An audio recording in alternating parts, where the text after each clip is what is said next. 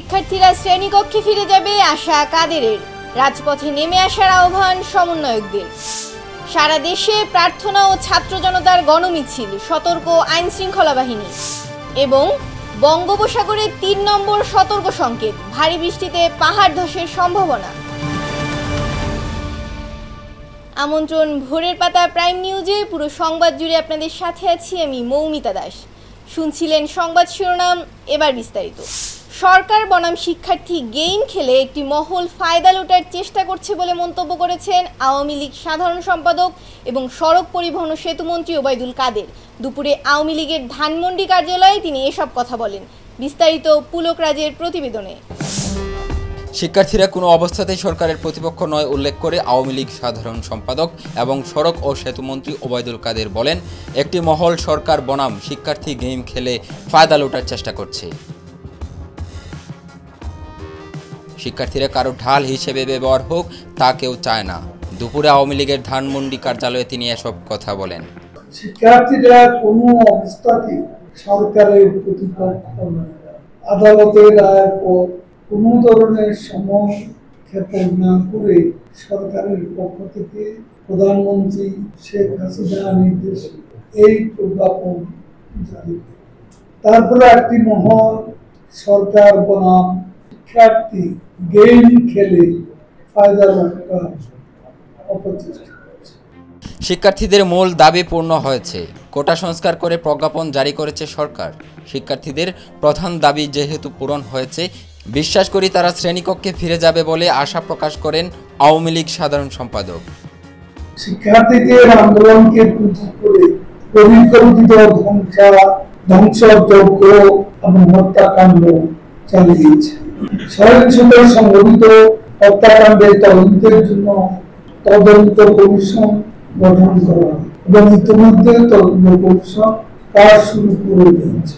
এমনকি এই ঘটনা তদন্তে জাতিসংঘ এবং অন্যান্য দেশের কাছে সরকারের পক্ষ থেকে সহযোগিতা চাওয়া হয়েছে। প্রতিটি হত্যাকাণ্ডের সুষ্ঠু তদন্তে বিচার দিয়ে তদন্ত কমিশনের সদস্য সংখ্যা এবং আওতা বাড়ানো হয়েছে।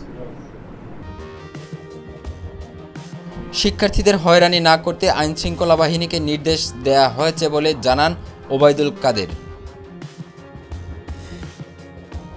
বিএনপি সমালোচনা করে তিনি বলেন, মির্জা ফখরুলের বিবৃতি দেখলে বোঝা যায় তাদের সাথে জামায়াতের সম্পর্ক কতটা নিবিড়। পুলক রাজ, ভোরের পাতা। রাজপথে নেমে আসুন, শহীদদের রক্ত বৃথা যেতে দেব না উল্লেখ করে ছাত্র নাগরিকদের রাজপথে নেমে আসার আহ্বান জানিয়ে বিবৃতি দিয়েছেন ডিবি থেকে মুক্তি পাওয়া বৈষম্য বিরোধী ছাত্র আন্দোলনের 6 সমন্বয়ক। শুক্রবার গণমাধ্যমে পাঠানো বিবৃতিতে তারা বলেন, রাজপথে নেমে আসুন, শহীদদের রক্ত বৃথা যাবে না। বিবৃতি পাঠানো 6 সমন্বয়ক হলেন মোহাম্মদ নাহিদ ইসলাম, সার্জিস আলম, হাসনাত আবদুল্লাহ, আসিফ মাহমুদ, নুসরাত তাবাসসুম ও আবু বাকের মজুমদার। বিবৃতিতে 6 সমন্বয়ক বলেন, মূলত আন্দোলন ও নেতৃত্বকে ছত্রভঙ্গ করতেই 19 জুলাই থেকে বৈষম্য বিরোধী ছাত্র আন্দোলনের সমন্বয়কদের গুম, গ্রেফতার, নির্যাতন ও হয়রানি করা হচ্ছে। এর ধারাবাহিকতায় নিরাপত্তার নামে 6 সমন্বয়ককে 7 দিন ধরে ডিবি হেফাজতে জোরপূর্বক আটকে রাখা হয়। স্বরাষ্ট্রমন্ত্রী ও ডিবি প্রধান নিরাপত্তার কথা বললেও আমাদেরকে আন্দোলন থেকে বিচ্ছিন্ন করে রাখার জন্যই ডিবি হেফাজতে রাখা হয়েছিল। বৈষম্য বিরোধী ছাত্র আন্দোলনের ডাকে শুক্রবার সারা দেশে প্রার্থনা ও ছাত্র জনতার গণমিছিল কর্মসূচি পালন করা হয়েছে। এরই অংশ হিসেবে রাজধানীর জাতীয় মসজিদ বাইতুল মোকাররম এলাকায় পুলিশের বাধা অতিক্রম করে মিছিল শুরু করেছেন আন্দোলনকারীরা। জুমার নামাজ শেষে বাইতুল মোকাররম থেকে শুরু করে মিছিলটি হাইকোর্ট এলাকা হয়ে শাহবাগের দিকে যাচ্ছে। সাধারণ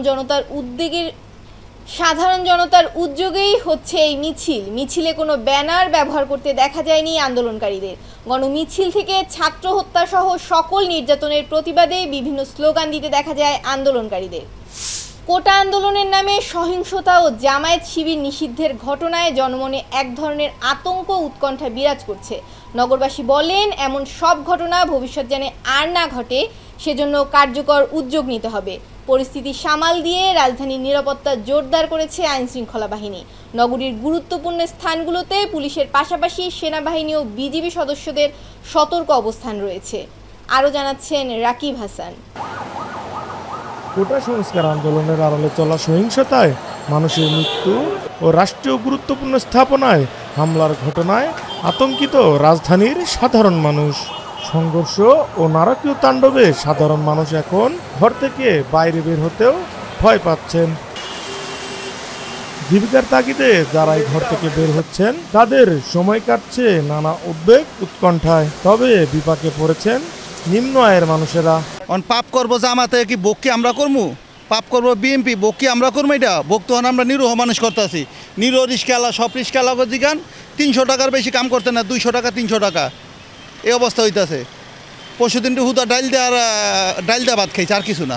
যে পরিস্থিতি স্বাভাবিক হোক, সবাই ভালোভাবে চলাফেরা করুক, এতটুকুই। আমরা তো রাস্তায় বের হয়ে কোনো কাজ কাম নাই, ইনকাম করতে পারি না। শুক্রবার ছুটির দিন থাকায় এমনিতেও ফাঁকা ছিল রাজধানীর প্রধান সড়ক। তবে অতি প্রয়োজনে যারাই ঘর থেকে বের হয়েছেন তাদের মনে ছিল শঙ্কা। ঘর তো বাইরিতে এলে কলিজা ফিরলে মৃত্যু আতলেই বাইরিতে হয়। এখানে তো আমরা যাতায়াত করতে গেলে সমস্যা হয়, ভয় হয় যে বাচ্চা কাচ্চা নিয়ে যাচ্ছি, পরিবার নিয়ে এক জায়গায় যাচ্ছি, যে কেউ এসে আগুন লাগিয়ে দিল কি না, এরকম একটা ভয় থাকে কাছে। সম্প্রতি জামায়াত শিবির নিষিদ্ধের ঘটনায় জনমনে উদ্বেগ আরও বেড়েছে। জামায়াতের অতীতের সকল ধ্বংসাত্মক কার্যকলাপের পুনরাবৃত্তি চায় না সাধারণ মানুষ। কারফিউ হলে সরকারের জন্য ক্ষতি, জনগণের জন্য ক্ষতি। জনগণ আতঙ্কে থাকে, কোন সময় গুলি করে না কে মরে, এইভাবে তো একটা আতঙ্ক থাকা, দেশের সমস্ত জনসাধারণের ভিতরেই আতঙ্কবোধ থাকে সবসময়। এটা ঠিক না। দেশ শিথিল থাকুক, সুন্দর থাকুক, সবাই কর্মস্থানে কর্ম করে খাওক এবং দেশের জনগণ এবং সরকার উভয়ই শান্তিতে থাকুক, নিরাপদে থাকুক, এটাই জনগণের একমাত্র আশা আকাঙ্ক্ষা। আগুন আমার কাছে পড়ে নাই, তবে শুনি আর কি আগুন দেয়, তার ভিতরে মনে একটা ভয় আর কি। এই যে মনে হয় যে হাইকোর্টের মোর্দা না হলেও অনেক প্রশাসন, কিন্তু পাবলিক নাই, আইলাম যে একটা ভয় লাগলো। এদিকে বাংলাদেশ জামায়াতে ইসলামী ও দলটির ছাত্র সংগঠন ইসলামী ছাত্র শিবিরকে নিষিদ্ধ করে প্রজ্ঞাপন জারি করার পরপরই রাজধানীসহ সারা দেশে নিরাপত্তা ব্যবস্থা জোরদার করা হয়েছে।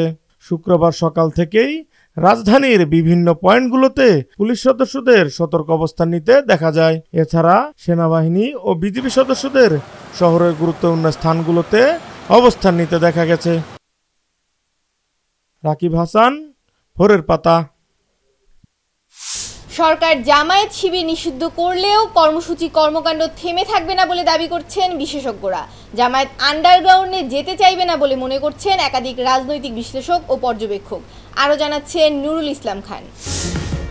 ফের আলোচনায় জামায়াতে ইসলামী ও ইসলামী ছাত্র শিবির নিষিদ্ধ করার প্রতিবাদে জুম্মা নামাজের পর কী ধরনের কর্মসূচি নিবে এ নিয়ে চলছে নানা জল্পনা কল্পনা। জামায়াত এখন কোন পথে হাঁটতে পারে সে বিষয়ে রাজনৈতিক মহল সহ বিভিন্ন মহলে চলছে আলোচনা পর্যালোচনা। দলটির নেতাকর্মীদের মধ্যেও রয়েছে নানা প্রতিক্রিয়া, জিজ্ঞাসা। এর আগে গত 29 জুলাই গণভবনে প্রধানমন্ত্রী শেখ হাসিনার সভাপতিত্বে 14 দলের জোটের সভায় সর্বসম্মত সিদ্ধান্তে জামাতকে নিষিদ্ধের কথা বলা হয়। এরপর 1 আগস্ট নির্বাহী আদেশে জামায়াতে ইসলামী ও ইসলামী ছাত্র শিবিরকে নিষিদ্ধ করে প্রজ্ঞাপন জারি করা হয়। এরপরেই শুরু হয়েছে আলোচনা পর্যালোচনা। জুম্মার নামাজের পর সাধারণ মুসল্লিদের ভিড়কে পুঁজি করে কোনো অরাজকতা ও ধ্বংসাত্মক কোনো কর্মকাণ্ড জামাতের নেতাকর্মীরা করবে কিনা এ নিয়ে শঙ্কা দেখা দিয়েছে বিভিন্ন জনের মনে। এদিকে জামাত আন্ডারগ্রাউন্ডে যেতে চাইবে না বলে মনে করছেন একাধিক রাজনৈতিক বিশ্লেষক ও পর্যবেক্ষক। তাদের মতে জামায়াতে ইসলামী যদি আন্ডারগ্রাউন্ডে চলে যায় তাহলে কী ধরনের প্রতিক্রিয়া ঘটতে পারে তা গত 1 দশকে দেখা গেছে। দ্বিতীয় দফায় আওয়ামী লীগ ক্ষমতায় আসার পর মূলত আন্ডারগ্রাউন্ড থেকেই দলটি পরিচালিত হয়েছে। রাজনৈতিক কর্মসূচি পালনে মোটা দাগে ব্যর্থ জামায়াত সুযোগ খুঁজে মাঠে নামছে, সহিংস কর্মকাণ্ডেও জড়াতে দেখা গেছে। রাজনৈতিক বিশ্লেষকদের মতে এই মুহূর্তে জামাতকে নিষিদ্ধ করে সরকার বড় ধরনের ঝুঁকি কাছে ডেকে এনেছে। এমনিতেই কোটা আন্দোলনকে কেন্দ্র করে বিভিন্ন আন্দোলনের চাপে আওয়ামী লীগ সরকার। এই অবস্থায় যদি জামায়াত বড় ধরনের কর্মসূচি নিয়ে মাঠে নামে, বাড়তি চাপ সৃষ্টি করবে আইন শৃঙ্খলা বাহিনীর উপর। তবে অনেকেই আবার বলছেন জামায়াত সরকারের ফাঁদে পড়বে না, বড় ধরনের কোনো ধ্বংসাত্মক কর্মসূচি দিয়ে কোটা আন্দোলনের দায় মাথায় নিবে না এই দলটি। তারা বলছেন পরবর্তী পরিস্থিতিতে অস্তিত্ব রক্ষার্থে জামায়াত তাদের হালচাল পরিবর্তন করে নতুনভাবে মাঠে নামার চেষ্টা করতে পারে, অথবা আওয়ামী লীগ, বিএনপি বা ইসলামীপন্থী সমমনা রাজনৈতিক দলে লীন হয়ে নিজেদের টিকিয়ে রাখতে চাইতে পারে, কিংবা আন্ডারগ্রাউন্ডে চলে যেতে পারে। জানা গেছে দীর্ঘদিন রাজনৈতিক কর্মসূচি দিতে না পারলেও জামায়াত নিজেদের মতো করে সংগঠিত হয়েছে, বিকল্প পথ তৈরি করে রেখেছে। যেমন জামায়াত ইসলামের সমর্থক বা কর্মীদের কেউ কেউ ইতিপূর্বে কিছু দলে যোগ দিয়েছে। নিষিদ্ধ হওয়ায় তারা হয়তো অন্য দলে ব্যাপকভাবে যোগ দিবে, ভিন্ন নামেও সংগঠন প্রতিষ্ঠার উদ্যোগ নিতে পারে এবং নতুন করে পুরনো খোলসে রাজনীতির মাঠে থাকার চেষ্টা করতে পারে। এই সম্ভাবনাটাই বেশি বলে বিশ্লেষকদের ধারণা।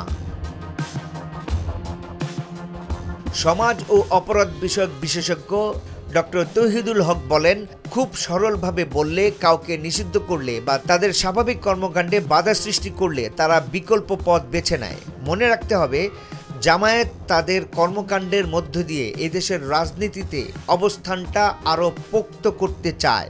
তাই বলে নিষিদ্ধ করলেই তারা যে ডার্ক উইন্ডোর দিকে চলে যাবে এটা বলা যায় না। তারা খুব অগণতান্ত্রিক আচরণ করবে সেটাও বলা যায় না, তবে তারা রাজনৈতিকভাবে ঘুরে দাঁড়ানোর চেষ্টা করবে। ডেস্ক রিপোর্ট, ভোরের পাতা। আবারও বন্ধ করা হলো ফেসবুক, তবে এবার শুধু মোবাইল নেটওয়ার্কে ফেসবুক সঙ্গে টেলিগ্রামও বন্ধ করা হয়েছে। জানা গেছে দুপুর 12:15টার পর মোবাইল নেটওয়ার্কে মেটার প্ল্যাটফর্মগুলো ক্যাশ বন্ধ করা হয়। পাশাপাশি এই নেটওয়ার্কে টেলিগ্রামও বন্ধ করা হয়েছে। এর আগে কোটা সংস্কার আন্দোলনকে কেন্দ্র করে সহিংসতা শুরু হলে গত 17 জুলাই রাত থেকে 31 জুলাই দুপুর পর্যন্ত মেটার platform Facebook, Messenger, WhatsApp, Instagram বন্ধ ছিল। 31 জুলাই বেলা 2টার পর থেকে চালু হয় সামাজিক যোগাযোগ মাধ্যম। শিক্ষার্থীদের কোটা আন্দোলন ও দেশের পরিস্থিতি সহিংস হওয়ার মধ্যেই দেশ ছাড়েন 2 ডজন মন্ত্রী এমপি। গত 14 জুলাই দেশের পরিস্থিতি নাজুক দেখেই ফ্লাইটের টিকিট কেটে ঢাকা ছাড়েন এসব প্রভাবশালীরা। যুক্তরাষ্ট্র, যুক্তরাজ্য, Canada, Singapore, Australia, Bharat, Thailand, চীন ও দুবাই পাড়ি জমান এসব মন্ত্রী এমপিরা। এই পরিস্থিতিকে দুর্ভাগ্যজনক বলে মন্তব্য করেছেন বিশিষ্টজনেরা। আরও জানাচ্ছেন তাসনোভা ঐশী। গোটা দেশ শিক্ষার্থীদের কোটা আন্দোলনে উত্তাল। এই পরিস্থিতির মধ্যেই যুক্তরাষ্ট্র, যুক্তরাজ্য, Canada, Singapore, Australia, Bharat, Thailand, চীন ও দুবাই পাড়ি জমান সরকারি দলীয় ও আওয়ামী লীগের প্রভাবশালীরা। জানা গেছে কোটা আন্দোলন ঘিরে দেশ যখন উত্তাল, সহিংসতা ছড়িয়ে পড়ছিল চারিদিকে, এমন জটিল পরিস্থিতিতে গত 15 জুলাই মধ্যরাতে দেশ ছাড়েন সাবেক অর্থমন্ত্রী আহম মুস্তফা কামাল। পরিবারের 5 সদস্যকে নিয়ে এমিরেটস এয়ারলাইন্সের একটি ফ্লাইটে লন্ডনের উদ্দেশ্যে ঢাকা ত্যাগ করেন প্রভাবশালী এই নেতা। 16 জুলাই লন্ডনে পাড়ি জমান মিরপুর ঢাকা 16 আসনের এমপি ইলিয়াস মোল্লা। পরিবেশ কিছু শান্ত হওয়ার পর 26 জুলাই দেশে ফিরেন প্রভাবশালী এই এমপি। একই দিন পরিবারের 11 সদস্য নিয়ে দুবাই যান কুমিল্লা 11 আসনের এমপি ও সাবেক রেলমন্ত্রী মুজিবুল হক। রাত 11টার কিছু আগে এমিরেটস একটি ফ্লাইটে তারা ঢাকা ছাড়েন। ইমিগ্রেশন থেকে জানা যায় প্রাথমিক ও গণশিক্ষা মন্ত্রণালয়ের প্রতিমন্ত্রী অধ্যাপক রুমানা আলী 16 জুলাই মালয়েশিয়া যান। তার সঙ্গে ছিলেন পরিবারের 4 সদস্য। এদিন আরও 2 এমপি বিদেশ যান। তাদের মধ্যে রয়েছেন ময়মনসিংহ 8 আসনের এমপি মাহমুদ হাসান সুমন ও ঢাকা 5 আসনের আওয়ামী লীগের এমপি মশিউর রহমান মোল্লা সজল। দলের দুঃসময়ে ভোলা 4 আসনের এমপি আব্দুল্লাহ আল ইসলাম জ্যাকব দুবাই ছিলেন। পরিস্থিতি শান্ত হওয়ার পর 27 জুলাই দেশে ফেরেন তিনি। এ সময় আমেরিকায় ছিলেন সাবেক পররাষ্ট্রমন্ত্রী এ কে আব্দুল মোমেন। তিনি ফিরে আসেন 28 জুলাই। ভোলা 3 আসনের এমপি নুরুন নবী চৌধুরী শাওন সস্ত্রীক ছিলেন থাইল্যান্ডে। গত 26 জুলাই দেশে ফিরেন তিনি। দেশের বাইরে ছিলেন প্রভাবশালী ফরিদপুর 4 আসনের এমপি মুজিবুর রহমান চৌধুরী নিক্সন। তবে গত 23 জুলাই থাই এয়ারলাইন্সের একটি ফ্লাইটে ব্যাংকক থেকে দেশে ফিরেছেন তিনি। ময়মনসিংহ 3 আসনের এমপি নীলুফার আঞ্জুম লন্ডন থেকে দেশে ফিরেন গত 25 জুলাই। আর চট্টগ্রাম 10 আসনের এমপি মহিউদ্দিন বাচ্চু 28 জুলাই টরন্টো থেকে ঢাকায় আসেন। ব্রাহ্মণবাড়িয়া 5 আসনের এমপি ফয়জুর রহমান 27 জুলাই স্ত্রী সহ পরিবারের 3 সদস্য নিয়ে হংকং থেকে দেশে ফিরেন। চাঁদপুর 4 আসনের এমপি শফিকুর রহমান 18 জুলাই স্ত্রী সহ মার্কিন যুক্তরাষ্ট্রে যান। এমিরেটস এয়ারলাইন্সের সন্ধ্যা 7:30 ফ্লাইটে তিনি ঢাকা ত্যাগ করেন। সাবেক স্বাস্থ্যমন্ত্রী আফম রুহুল হক এমপি 18 জুলাই পরিবার নিয়ে ঢাকা থেকে সিঙ্গাপুর যান। অধ্যাপক ডক্টর মিজানুর রহমান ভোরের পাতাকে বলেন, অনেক লোক দলে উড়ে এসে জুড়ে বসার কারণে এমনটা হয়েছে। দলের পরিস্থিতি খারাপ দেখলেই তারা লুকিয়ে থাকেন। গত কয়েকদিন আগেও দেশের পরিস্থিতি যখন কিছুটা খারাপ ছিল, তখন টেলিভিশনে টকশো করার মতো লোক পাওয়া যায়নি। তাসনভা আহমেদ, ডেস্ক রিপোর্ট, ভোরের পাতা। মৌসুমী বায়ুর প্রভাবে রাজধানী ঢাকা সহ আশেপাশের বিভিন্ন এলাকায় সকাল থেকে বৃষ্টি ঝরছে। ফলে ভোগান্তিতে পড়ছেন জীবিকার তাগিদে সড়কে বের হওয়া শ্রমজীবী কর্মজীবী মানুষজন। 2 দিনের টানা বৃষ্টিতে কার্যত স্থবির রাজধানীর জনজীবন। সরজমিনে রাজধানীর বিভিন্ন এলাকা ঘুরে দেখা যায় সরকারি অফিস আদালত বন্ধ হওয়ার সুবাদে অধিকাংশ রাস্তাই ছিল ফাঁকা। গণপরিবহনের পরিমাণও ছিল কম। বিভিন্ন বাণিজ্যিক ও ব্যবসা প্রতিষ্ঠান কেন্দ্রিক এলাকাগুলোর অধিকাংশ দোকানপাটও বন্ধ। তবে রিক্সা, মোটরসাইকেল এবং ব্যক্তিগত গাড়ির পরিমাণ ছিল চোখে পড়ার মতো। মোটরসাইকেল নিয়ে যারা সড়কে বেরিয়েছিলেন তাদের অনেককেই বৃষ্টিতে ভিজে এই গন্তব্যের দিকে যেতে দেখা গেছে। বঙ্গোপসাগরে 3 নম্বর সতর্ক সংকেত দেয়া হয়েছে বলে জানিয়েছেন আবহাওয়াবিদ ডক্টর মুহাম্মদ আবুল কালাম মল্লিক। শুক্রবার সকালে ভোরের পাতাকে তিনি কথা জানান। ভারী বৃষ্টির ফলে পাহাড়ি এলাকায় ভূমিধসের সম্ভাবনা রয়েছে বলেও জানান এই আবহাওয়াবিদ। বিস্তারিত জানাচ্ছেন জিয়াউল ইসলাম জিসানের প্রতিবেদনে। বাংলাদেশের উপর মৌসুমী বায়ু সক্রিয় থাকায় বঙ্গোপসাগরে 3 নম্বর সতর্ক সংকেত দেওয়া হয়েছে। একথা জানিয়েছেন আবহাওয়াবিদ ডক্টর মোহাম্মদ আবুল কালাম মল্লিক। শুক্রবার সকালে ভোরের পাতাকে তিনি একথা জানান। মৌসুমী বায়ু যদি সক্রিয় থাকে তখন বিশেষ করে উত্তর বঙ্গোপসাগরে তখন গভীর সঞ্চালনশীল মেঘমালা তৈরি হয় এবং এই গভীর সঞ্চালনশীল মেঘমালা তৈরি হলে উপকূলীয় জেলাগুলোতে সাধারণত অস্থায়ীভাবে দমকা বাতাস এবং ঝোড়ো হাওয়া অব্যাহত থাকে। সেই কারণে সক্রিয় মৌসুমী বায়ুর প্রভাবে যেহেতু উত্তর বঙ্গোপসাগরে গভীর সঞ্চালনশীল মেঘমালা তৈরি হচ্ছে, সকল সমুদ্র বন্দরসমূহকে 3 নম্বর স্থানীয় সতর্কতা সংকেত দেখিয়ে যেতে বলা হয়েছে। আগামী 72 ঘন্টার মধ্যে 44 থেকে 48 মিলিমিটার ভারী বৃষ্টিপাত হতে পারে জানিয়ে তিনি বলেন, ভারী বৃষ্টির ফলে পাহাড়ি এলাকায় ভূমিধসের সম্ভাবনা রয়েছে। উল্লেখযোগ্য বিষয় হলো যে এই ভারী বৃষ্টিপাত হবে সাধারণত ঢাকা, খুলনা, বরিশাল, চট্টগ্রাম ও সিলেট বিভাগের কোথাও কোথাও ভারী থেকে অতি ভারী বৃষ্টিপাত হতে পারে এবং এই ভারী বৃষ্টিপাতজনিত কারণে চট্টগ্রাম বিভাগের পাহাড়ি এলাকায় ভূমিধসের সম্ভাবনা রয়েছে। তিনি আরও জানান, ঢাকা, খুলনা, বরিশাল, চট্টগ্রাম ও সিলেট বিভাগের অধিকাংশ জায়গায় এবং রাজশাহী, রংপুর ও ময়মনসিংহ বিভাগের অনেক জায়গায় হালকা থেকে মাঝারি বৃষ্টিপাত ও বজ্রপাত হতে পারে। লঘুচাপ তৈরি হতে পারে বঙ্গোপসাগরে, তার মধ্যে একটি নিম্নচাপের রূপ নিতে পারে এবং এই আগস্ট মাসে অনেক সময় বজ্রমেঘ তৈরি হয় আমাদের দেশের অভ্যন্তরে। এই বজ্রমেঘ তৈরি হলে আপনার বজ্রপাত হওয়ার সম্ভাবনা থাকে। মাছ ধরার নৌকা ও জাহাজগুলোকে পাড়ের পাশেই থাকার আহ্বান জানিয়েছেন আবহাওয়া অধিদপ্তর। ডেস্ক রিপোর্ট, ভোরের পাতা। এবার আন্তর্জাতিক সংবাদ।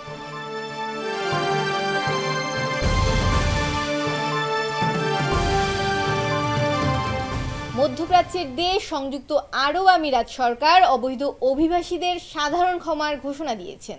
আগামী 1 সেপ্টেম্বর থেকে 2 মাসের জন্য এ ক্ষমা কার্যকর করা হবে।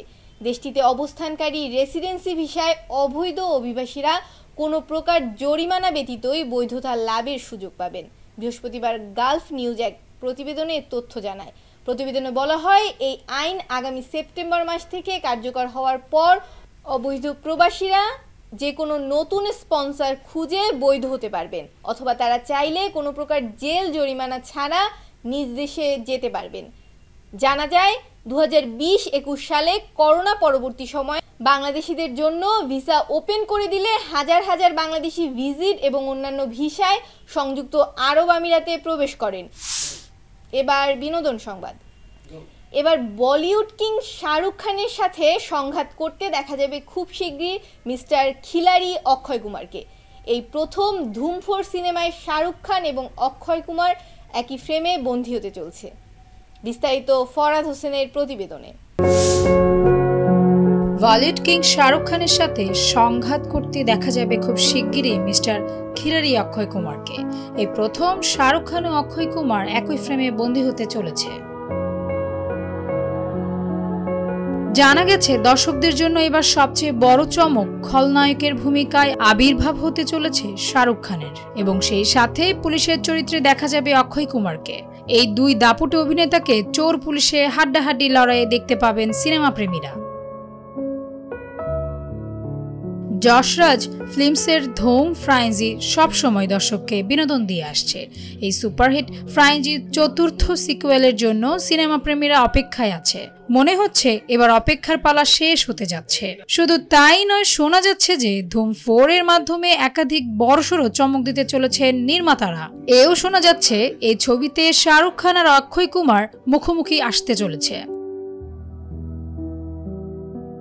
ধুম 4 ছবিতে এবার অনেক কিছু পরিবর্তন করতে চলেছেন নির্মাতারা। এর আগে সব সিকুয়েল পুলিশ কর্মকর্তার চরিত্রে অভিষেক বচ্চনকে দেখা গেছে, আর তার শিষ্য আলীর চরিত্রে উদয় চোপড়া দর্শককে হাসিয়ে এসেছেন। ধুম 4 এ এবার নতুন জুটি আনতে চলেছে যশরাজ। শোনা যাচ্ছে অভিষেকের বদলে বলিউড সুপারস্টার অক্ষয় কুমারকে দেখা যাবে, আর উদয়ের পরিবর্তে আসতে চলেছেন রাজকুমার রাও।